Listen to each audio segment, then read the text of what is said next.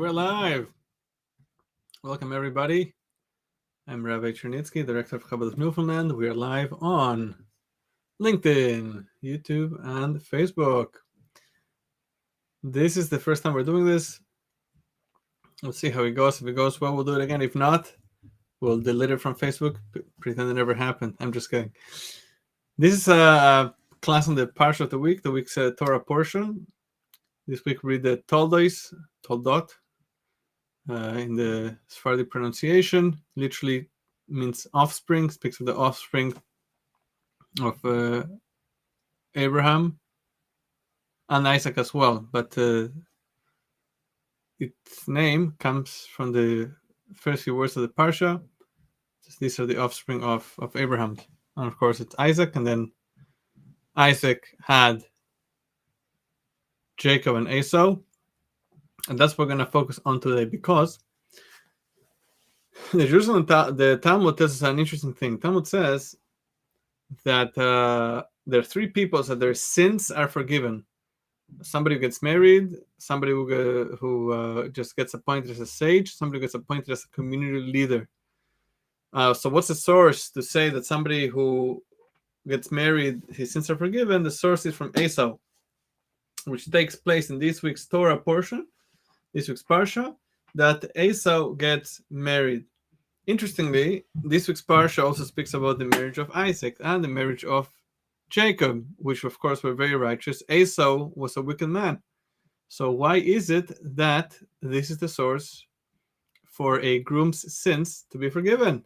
Similarly, there are more righteous people to learn it from than Esau, the wicked. So let's take a deep dive here.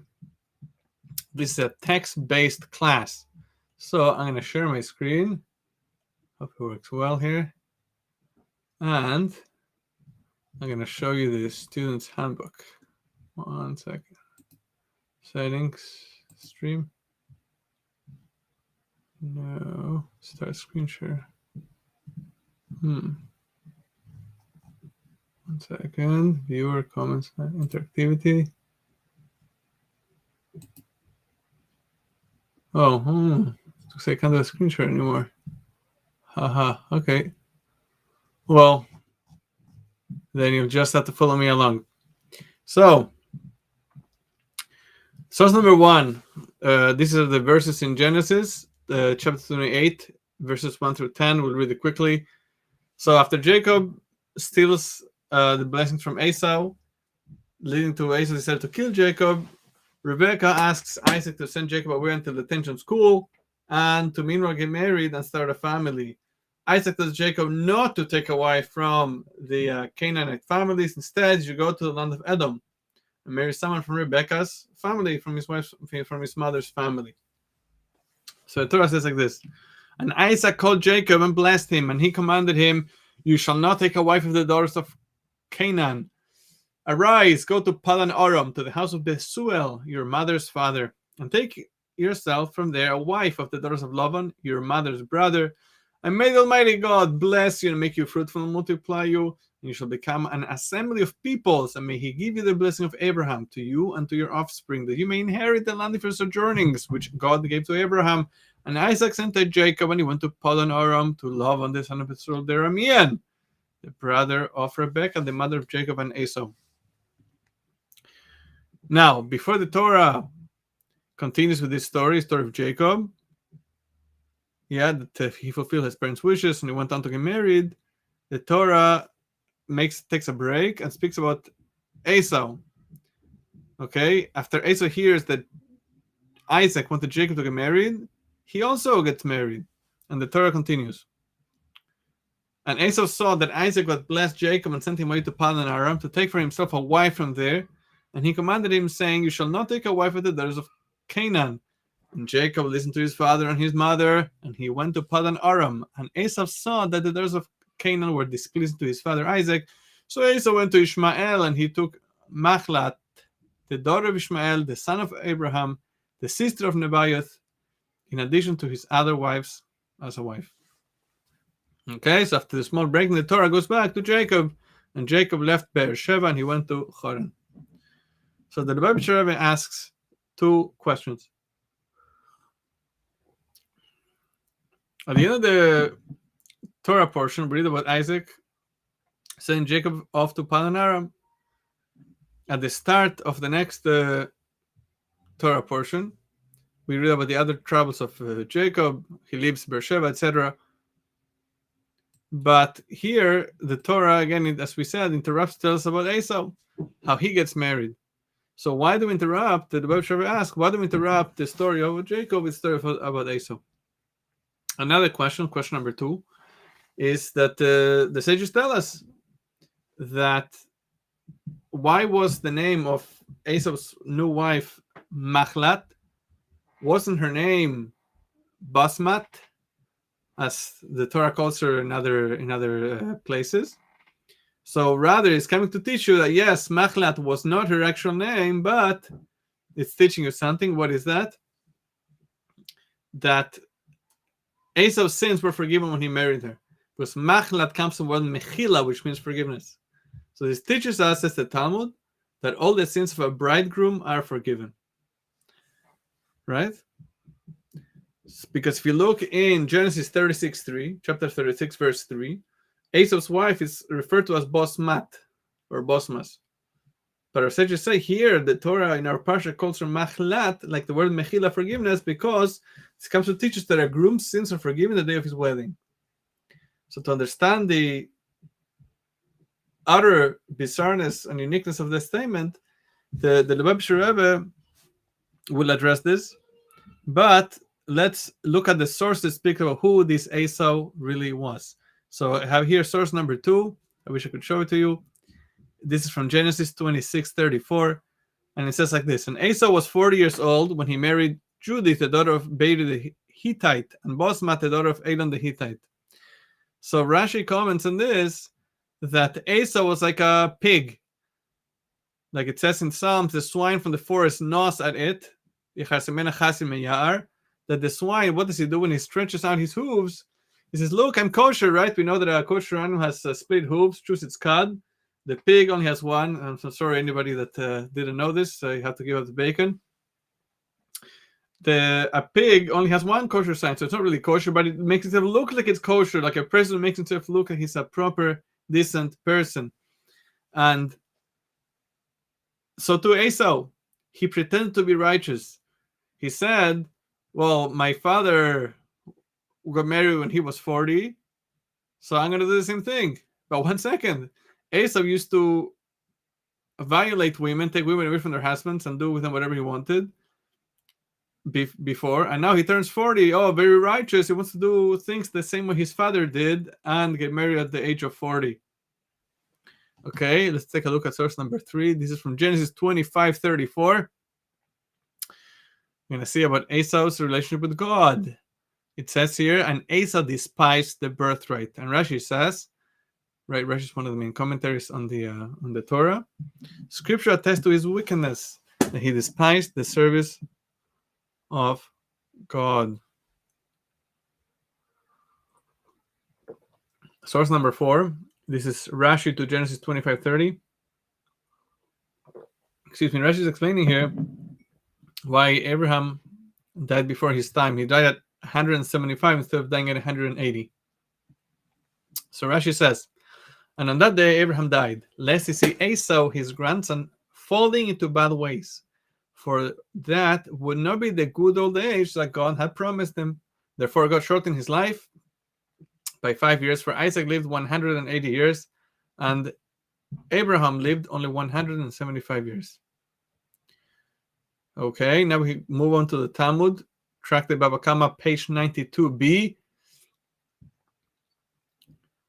And it says as follows: Rava, one of the great rabbis of the Talmud, said to Rabbi Bar Mari, what is the source of that which people say about palm tree strolls and goes to be among a grove of barren trees, which means bad people seek out other bad people?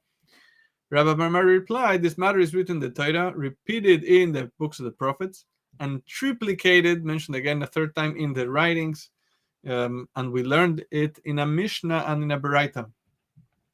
So it goes through the sources. In the Torah and the 5 books of Moses, it says, and Esau went to Ishmael.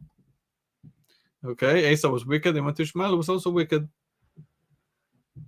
at least at the beginning, and then he repented. In the Beraita, the teachings that didn't make it to the Mishnah, but are from the times of the Mishnah, we learned that Rabbi Eliezer said, not for naught did the starling go to the raven, but because it is its kind, as they're both unkosher. The Lubavitcher Rebbe says as follows on this whole topic. This is utterly bizarre. The Torah wants to describe the elevated spiritual state of a bridegroom about to establish a Jewish home, but couldn't find a better example than Esau, who married the daughter of Ishmael, who was special in her own right. Or such you say about this wedding, not for naught did the starling go to the raven, but because it is its kind. Is this really the wedding of note, which teaches us that a bridegroom is forgiven of all of his sins? The Talmud could have showed us a source, the weddings of our righteous forefathers.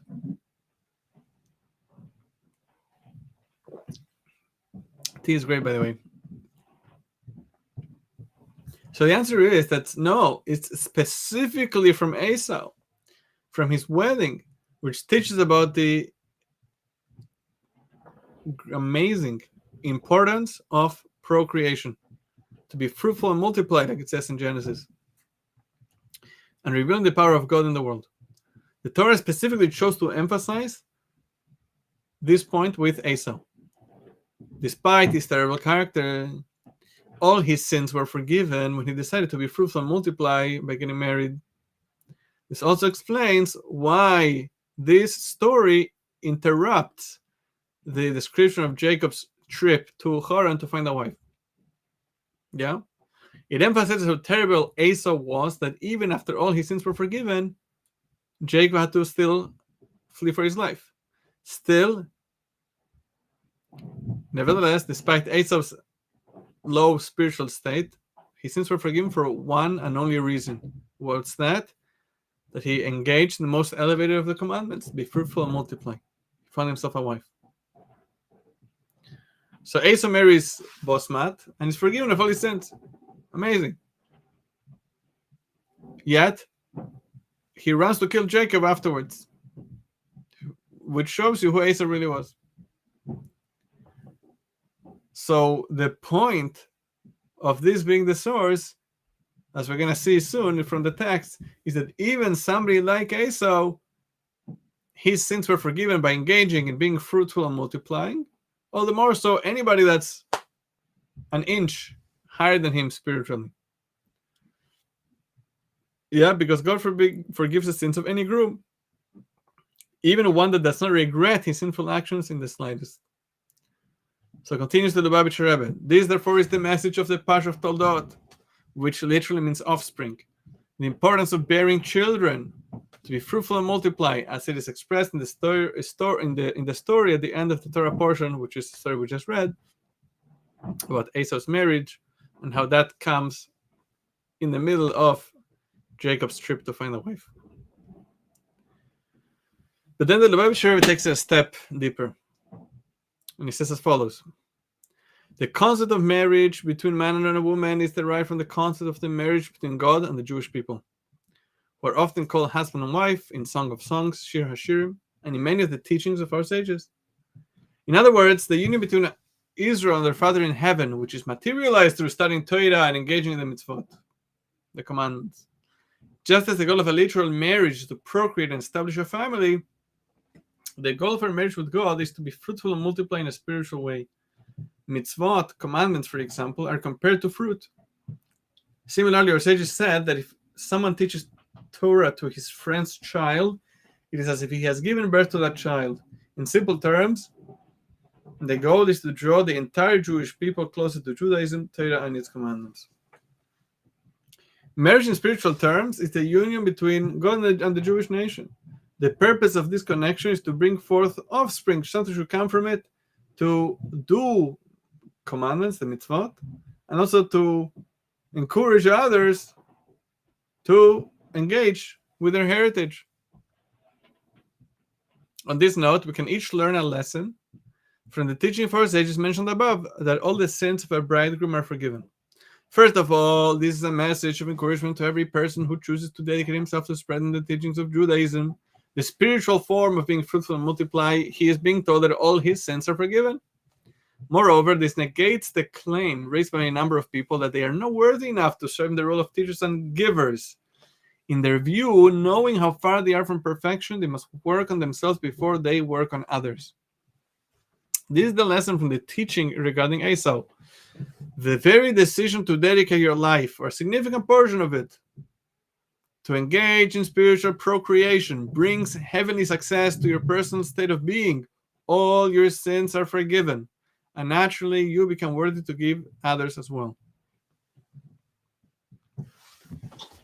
Many people are able to influence family, friends to be more observant, to visit the synagogue more often, go to shul more often, to celebrate more of the holidays, to host a Shabbat meal, to live more refined, healthier life. But they refrain from doing so because they don't feel like they're in a position to guide others.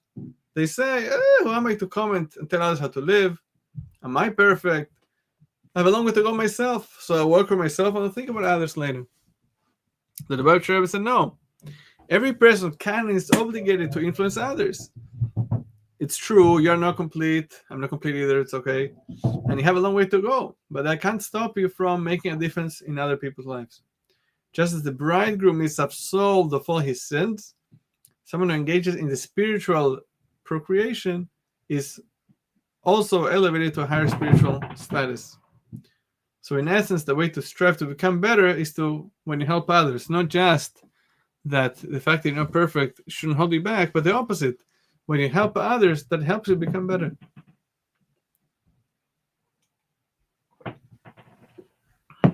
I'll continue reading from the talk of the Lubavitcher Rebbe. Moreover, if you think you're in the lowest possible place, remember that this idea that a bridegroom is absolved of his sins was told to us regarding the marriage of Esau, teaching us that your previous state is irrelevant. Even if you resemble Esau, God forbid, the moment you choose to spiritually procreate and dedicate your life to draw the Jewish people closer to their Father in heaven, you will be raised out of your previous state and your true identity will come to the fore, i.e. that your true desire is to fulfill the mitzvot, commandments, and distance yourself from prohibitions, and naturally all your misdeeds will fall away. So even if you are an Esau, God forbid, you have the ability to throw away your past and jump into the work of spreading Yiddishkeit, Judaism. That itself will put you in an infinitely better place. And here we come to the last section, the juiciest part of the class, about Reb Zalman Shazar, the third president of Israel. I'm almost done the tea, it's okay. So here, this is source number 6. The Jerusalem Talmud, not to be confused with the Babylonian Talmud. Whenever somebody says Talmud, without specifying, they refer to the Babylonian Talmud, written 100 years later, after the Jerusalem Talmud. Guess what? The Jerusalem Talmud was written in Jerusalem, and the Babylonian one was written in Babylon. Maybe we'll do another class on that later. So, Jerusalem Talmud, Tractate Bikurim, law number 3. So, the Jerusalem Talmud is going to tell us that 3 people are forgiven for all their sins, as I quoted at the beginning of the class. A great sage, a leader, and somebody who gets married, a bridegroom. I'm going to read inside. They wanted to appoint Rabbi Ze'irah to a post, but he did not want to accept it. But when he heard it, he said, when he heard it, the quote that a bridegroom, a sage, and a leader are absolved of their sins, he accepted the position. Regarding a sage, the verse says, rise before the sage and honor the elder. What is the following verse? When a convert lives among you. Just as all the sins of a convert are forgiven, so too a sage who is appointed, all his sins are forgiven. Regarding a bridegroom, was her name actually Machlat, as we saw already? Wasn't her name Bosmat? Rather, this name teaches us that all of Esau's sins were forgiven. And again, Machlat means forgiveness. Regarding a leader, a community leader, the Torah says, Saul was 1 year old when he ruled. So we ask, was he 1 year old, or a 1-year-old baby ruling over the kingdom? No, rather all of his sins were forgiven, like a 1-year-old child who has no sins. So now we understand the deeper meaning of a bridegroom, somebody who resolves to change the lives of others. we can understand the association with a sage and a leader, why they also get the same treatment. The Lubavitcher Rebbe said as follows: we can now understand the common denominator between the three categories of people who are forgiven for their sins: the sage, the leader, and the bridegroom. The sage and leader also take on the task of spiritually being fruitful and multiplying. A sage is someone who teaches Torah to the Jewish people, and a leader is someone who answers to God alone.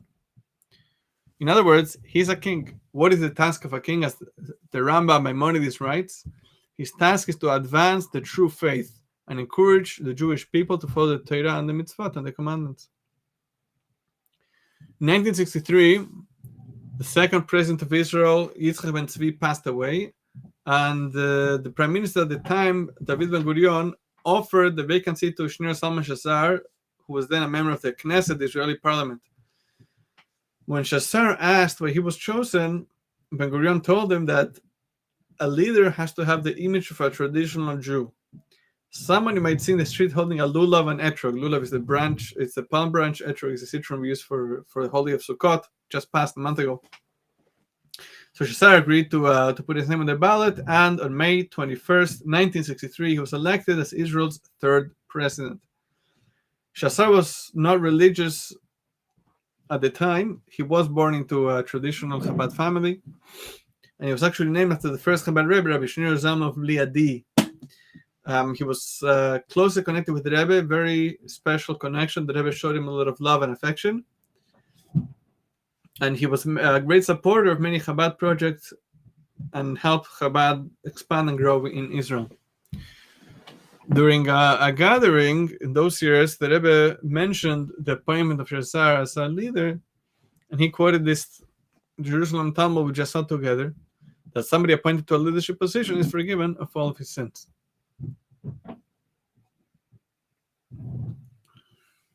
Source number 7. This is the address of the Rebbe, the Lubavitcher Rebbe. This is an appropriate time to mention someone who was recently appointed to a leadership position. Since he was appointed by Jewish people, the divine presence rests on every 10 people, and among the many dozens of God-fearing men. The Talmud statement is no doubt applicable. A leader is absolved of his sins. There are those who will question this assumption, but all questions come from the opposite of holiness. My father-in-law, the previous Rebbe, is well known to have said that the way to test something is by its result. In this case, on his first day in the new position, he immediately engaged in an act of peace, reuniting a husband with his wife and children, and despite the difficulties it entailed, as they wrote to me, the Rebbe added in parentheses, he did it with enthusiasm. In that case, bygones should be bygones. As stated, he is absolved from all his sins. With regard to the future, despite the unique challenges that a leader faces, may God give him the strength to overcome all obstacles and tests that will come his way. Most of them are, in fact, mere illusions. May he use the opportunities that he has now and they will have in the future to strengthen and spread Torah and traditional Judaism, Yiddishkeit, without being influenced by those who want to compromise, etc., and use his abilities, especially in light of the blessings he received from the previous Lubavitcher Rebbe, to spread Torah and Judaism throughout the land of Israel, making it worthy of being called a holy land. And that's the end of the Rebbe's address about President Shazar. I hope you enjoyed the class. Please leave us a comment. Send us an email. rabbinewfoundland@gmail.com. Check out our website, rabbinewfoundland.com. Check out the rest of our classes here on Facebook or LinkedIn or YouTube. Again, I'm Rabbi Chernitsky, Director of Chabad Newfoundland. It's been a real pleasure. Take care. All the best.